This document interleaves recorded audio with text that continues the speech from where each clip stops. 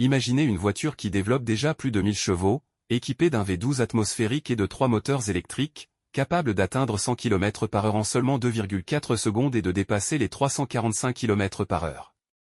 À ce niveau de performance, on pourrait penser que Lamborghini n'avait plus qu'une seule chose à faire, ajouter encore davantage de puissance.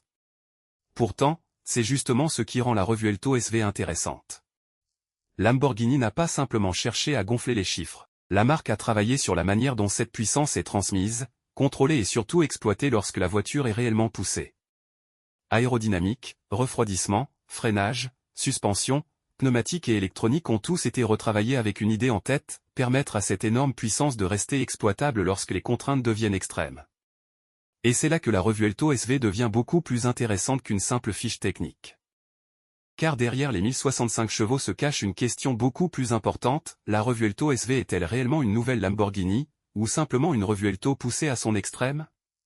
Pour comprendre cette voiture, il faut commencer par ce qui fait encore battre son cœur, un V12 atmosphérique de 6,5 litres. Lamborghini annonce 825 chevaux pour le moteur thermique, avec un régime maximal de 9500 tours par minute. Mais ce V12 n'agit pas seul. La Revuelto SV utilise 3 moteurs électriques, 2 installés à l'avant et 1 à l'arrière, tandis que la batterie passe de 3,8 à 7,3 kWh sur la version SV. L'ensemble permet à Lamborghini d'annoncer une puissance système de 1065 chevaux et un couple maximal de 1425 Nm. Mais il faut faire attention à une chose, ces 1065 chevaux ne proviennent évidemment pas uniquement du V12. Ils représentent la puissance du système hybride dans son ensemble. Et cette précision est importante, parce que la véritable particularité de cette voiture réside justement dans la manière dont Lamborghini fait travailler ensemble son moteur thermique et ses moteurs électriques. Le V12 apporte son caractère, sa puissance et cette sonorité qui fait partie de l'identité de la marque, tandis que l'électrique permet notamment d'apporter une réponse immédiate et une gestion beaucoup plus précise du couple.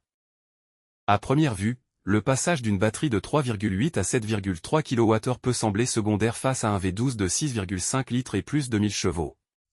Pourtant, cette évolution joue un rôle important dans la philosophie de la Revuelto SV. La voiture dispose de davantage d'énergie électrique pour alimenter ses moteurs et soutenir le moteur thermique. Les 2 moteurs électriques situés à l'avant participent notamment à la transmission intégrale et à la gestion du couple, tandis que le moteur arrière complète le groupe motopropulseur. L'avantage du moteur électrique est bien connu, il peut délivrer son couple pratiquement instantanément, sans attendre que le moteur thermique atteigne son régime idéal. Mais cette technologie a également une conséquence que l'on oublie facilement, lorsqu'on demande énormément de puissance à un système hybride, il faut également gérer énormément de chaleur. Et plus la voiture est sollicitée longtemps, plus cette gestion devient importante. C'est précisément pour cette raison que le développement de la Revuelto SV ne s'est pas résumé à améliorer le moteur. Lamborghini a dû repenser une grande partie de l'environnement technique autour de lui. Lorsqu'une voiture dépasse les 1000 chevaux, produire de la puissance n'est finalement qu'une partie du problème. Il faut ensuite réussir à évacuer la chaleur générée par le moteur, la batterie, les moteurs électriques, les freins et la transmission. Et cette difficulté devient encore plus importante sur un circuit, où une accélération brutale pendant quelques secondes ne suffit pas. Il faut pouvoir répéter les accélérations, les freinages et les changements de rythme sans que les températures deviennent un facteur limitant. Les informations publiées autour du développement de la Revuelto SV montrent justement l'importance accordée par Lamborghini à la gestion thermique. La marque a retravaillé plusieurs éléments liés au refroidissement et à l'aérodynamique afin de mieux gérer les températures lorsque la voiture est fortement sollicitée. Et cela révèle quelque chose de fondamental, la véritable performance d'une supercar ne se mesure pas uniquement aux chiffres inscrits sur sa fiche technique. Une voiture vraiment performante doit aussi être capable de maintenir ses performances lorsqu'elle est utilisée dans les conditions pour lesquelles elle a été conçue.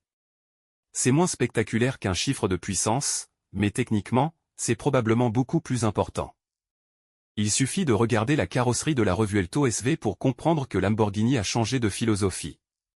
L'énorme élément aérodynamique arrière attire immédiatement l'attention, mais son rôle ne se limite évidemment pas à rendre la voiture plus agressive. Lamborghini annonce jusqu'à 80% d'appui aérodynamique supplémentaire par rapport à la Revuelto. L'objectif est donc de transformer l'air en véritable outil de performance. Les éléments situés à l'avant orientent le flux d'air, les ouvertures participent au refroidissement, le dessous de la voiture a été travaillé et l'arrière utilise différents éléments aérodynamiques pour maintenir davantage la voiture au sol. Mais l'aérodynamique implique toujours un compromis.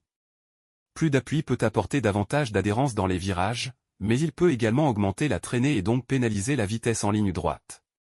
Le véritable travail des ingénieurs consiste donc à trouver le meilleur équilibre possible entre ces deux forces. Et c'est justement ce qui rend l'évolution de la Revuelto SV intéressante. Lamborghini ne cherche plus seulement à produire une voiture extrêmement rapide, elle cherche à contrôler cette vitesse avec beaucoup plus de précision. Une voiture capable de dépasser les 345 km/h doit évidemment être capable de ralentir avec la même efficacité qu'elle accélère. C'est pourquoi Lamborghini a également travaillé sur le freinage de la Revuelto SV. La voiture reçoit des freins carbone céramique CCMR+, avec des disques de 420 mm à l'avant et 410 mm à l'arrière. Mais leur taille n'est pas le seul élément important. Lamborghini annonce également une amélioration de la décélération maximale ainsi qu'une meilleure gestion thermique du système. Et cette partie est essentielle, parce qu'un freinage efficace sur un seul virage ne suffit pas sur circuit. Après plusieurs tours, les températures montent, les contraintes s'accumulent et la moindre perte de performance peut devenir problématique. C'est pour cette raison que le refroidissement des freins a également été retravaillé. La philosophie de la SV devient alors beaucoup plus claire, il ne s'agit pas simplement d'être capable d'aller plus vite, mais de pouvoir accélérer, freiner et recommencer sans perdre progressivement en efficacité. À ce niveau de performance, quelques kilomètres par heure supplémentaires n'ont finalement pas beaucoup de valeur si la voiture ne peut pas ralentir correctement avant le virage suivant. Toute cette puissance serait inutile si le châssis n'était pas capable de suivre. C'est pourquoi Lamborghini a également travaillé sur les suspensions et les pneumatiques. La Revuelto SV adopte notamment des amortisseurs passifs réglables manuellement, une solution qui peut sembler surprenante sur une voiture équipée d'autant de technologies électroniques. Mais cela correspond parfaitement à l'orientation plus radicale de la SV. L'objectif est de donner davantage de possibilités aux conducteurs lorsqu'ils souhaitent réellement exploiter la voiture sur circuit. Les pneumatiques jouent également un rôle essentiel, avec des pneus Bridgestone développés spécifiquement pour cette version. Et derrière tout cela, l'électronique analyse en permanence les mouvements de la voiture afin d'aider les différents systèmes à gérer le freinage, la stabilité et la répartition du couple. Le nouveau mode Pilota pousse encore davantage cette philosophie. La Revuelto SV ne cherche donc pas seulement à être rapide sur le papier. Elle cherche à donner aux conducteurs les outils nécessaires pour comprendre et exploiter cette vitesse. Et maintenant, parlons de quelque chose de beaucoup moins spectaculaire, le poids. Une supercar hybride équipée d'un V12 de 6,5 litres, de 3 moteurs électriques, d'une batterie, d'une transmission intégrale et de nombreux systèmes de refroidissement ne peut évidemment pas être légère comme une voiture de compétition dépouillée. La masse sèche annoncée pour la Revuelto SV est d'environ 1772 kg. Lamborghini utilise du carbone et différentes solutions d'allègement pour contenir cette masse, mais la physique reste difficile à contourner, et c'est probablement l'un des compromis fondamentaux de cette voiture. Pour compenser cette masse, Lamborghini doit utiliser davantage de puissance, davantage d'appui aérodynamique, une gestion électronique plus sophistiquée et une motricité extrêmement efficace. C'est une philosophie très moderne, plutôt que de supprimer totalement le poids, on utilise la technologie pour rendre ce poids beaucoup moins pénalisant. Cela fonctionne, mais cela montre aussi les limites de la formule. La Revuelto SV reste une énorme supercar hybride V12, et toute cette technologie a forcément un coût, aussi bien en masse qu'en complexité. C'est ici que la comparaison avec la Revuelto classique devient vraiment intéressante.